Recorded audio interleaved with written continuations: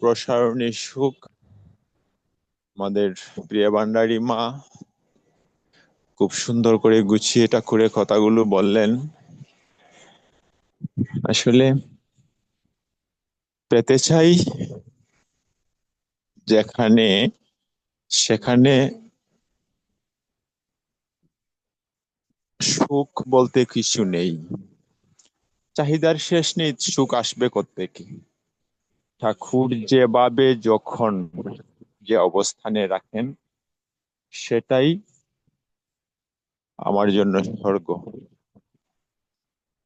এই কথাটাকে যদি হৃদয়ে স্থান দেওয়া যায় তাহলে মানুষ সর্বগুণ সম্পন্ন হয়ে যায় এবং পৃথিবীর সব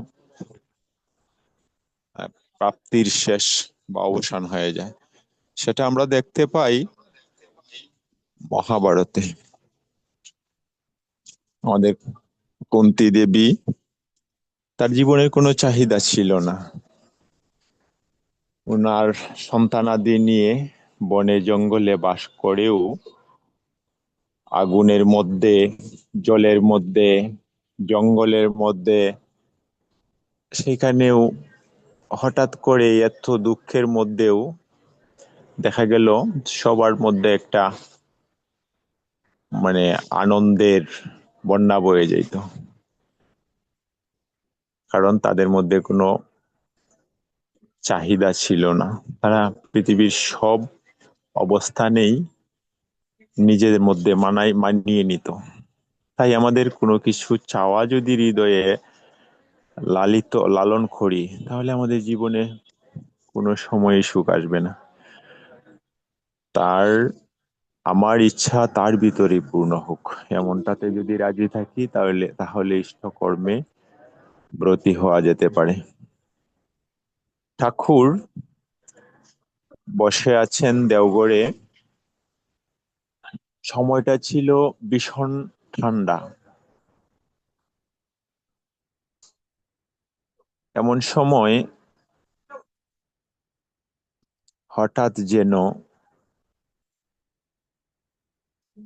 বাহির থেকে একটা আওয়াজ পেলেন, একটা আর্ত শব্দ।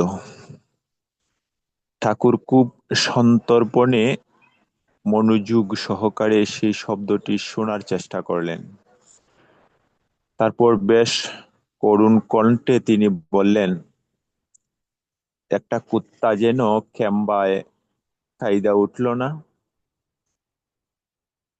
একটা কুত্তা যেন ক্যাম্বায় কায়দা উঠলো মনে হলো।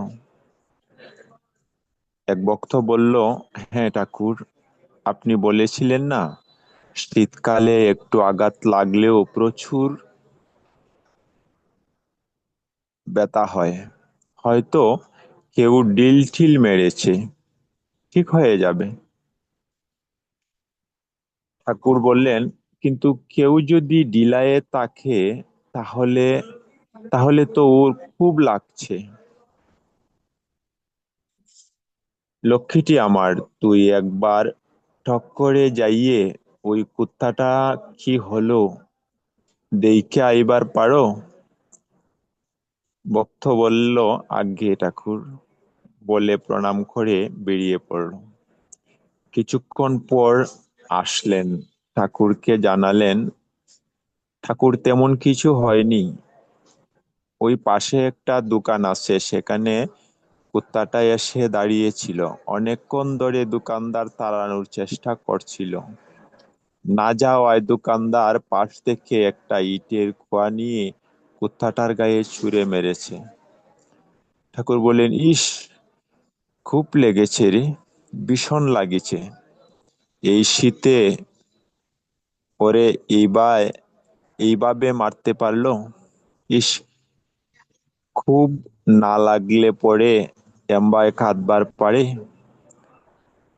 ওর আওয়াজে একটা কান্নার শব্দ ছিল মনি।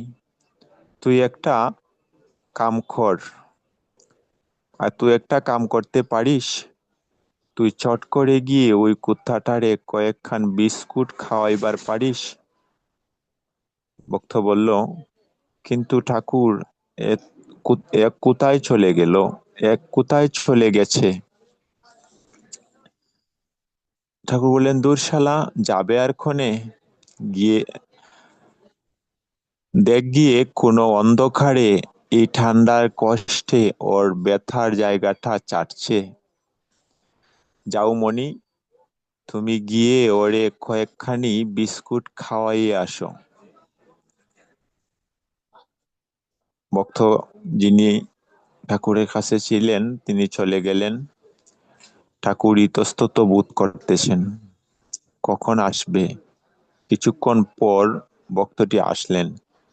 ঠাকুর খুব উৎসুকে সঙ্গে জিজ্ঞাসা করলেন, পালি? ভক্ত বলল, ঠাকুর, আগে পেলাম। কনে ছিল? ভক্ত বলল, ঠাকুর, ও তো একটা অন্ধকারের মধ্যেই বসে ছিল। ঠাকুর বললেন, তা বিস্কুট খাওয়াইলি? হ্যাঁ, খাইয়েছি। ও বিস্কুট খালো? ঠাকুর বললেন, ও বিস্কুট খালো? ভক্ত বলল, আগে ও সব নিয়েছে। ঠাকুর বললেন, ওকে যখন বিস্কুট খাওয়ালি তখন তোর দিকে তাকাচ্ছিল আর লেজ নাড়ছিল না? ভক্ত বলল, হ্যাঁ ঠাকুর। যাক। ঠাকুর বললেন, যাক, এবার স্বস্তি পাইছে। কি বলিস তোরা? ঠাকুর তখন অনেক কষ্টের ঠাকুরের তখন যেন অনেক কষ্টের অবসান হচ্ছিল এবং আনন্দিত হচ্ছিলেন। ঠাকুরকে শান্ত দেখে একজন জিজ্ঞাসা করলেন, ঠাকুর, কুকুরটাকে আপনি হঠাৎ করে বিস্কুট খাওয়াতে গেলেন কেন? ঠাকুর বললেন, দূর শালা, বলিস কি? এই ঠান্ডায় কষ্টে খিদের জ্বালায় ও দোকানের সামনে এসে দাঁড়াচ্ছে। দোকানদার একজন সাধারণ মানুষ।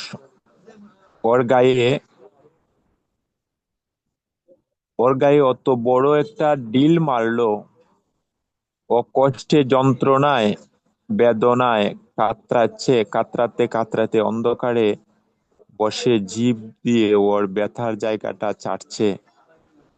তখন ওর মাথায় একটা ইজিটেশনের ভাব সৃষ্টি হচ্ছিল। ও যখন কোনো মানুষকে দেখবে অমনি কামড়াবে। ওর মনে মানুষ মানুষ আমাকে ডিল মারতে আইছে, এই ভাবের সৃষ্টি হচ্ছিল। কিন্তু ও যখন গিয়ে কয়েকখান বিস্কুট খাওয়ায়ে আদর করে আসলো, তখন ওই ভাবলো কুকুরটা মনে মনে ভাবলো, না, মানুষ শুধু ডিলায় না মানুষ শুধু ডিলায় না, কিছু কিছু মানুষ ভালোবেসে আদর করে বিস্কুটও খাওয়ায়। পরবর্তীতে যখন মানুষগুলো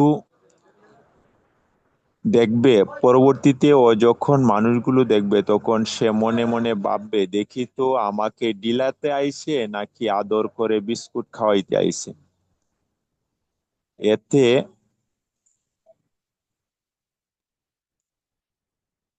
আস্তে আস্তে আস্তে আস্তে হয়তো ওর ব্রেইনের ইজিটেশন ভাবটা কমে যাবে।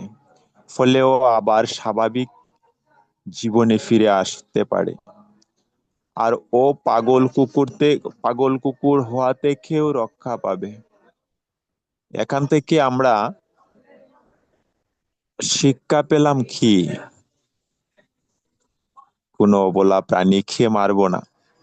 কেউ আঘাত করলে তাকে কেউ যদি আঘাত করে তাকে বারণ করব। যত দূর সম্ভব সেই অবলা প্রাণীকে আমরা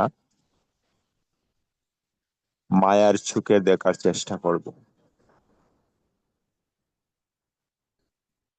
এগুলো আলোচনার পর ঠাকুর বললেন, যখন কেউ কোনো বিপদে পড়ে তখন সবাই সবার মতো করে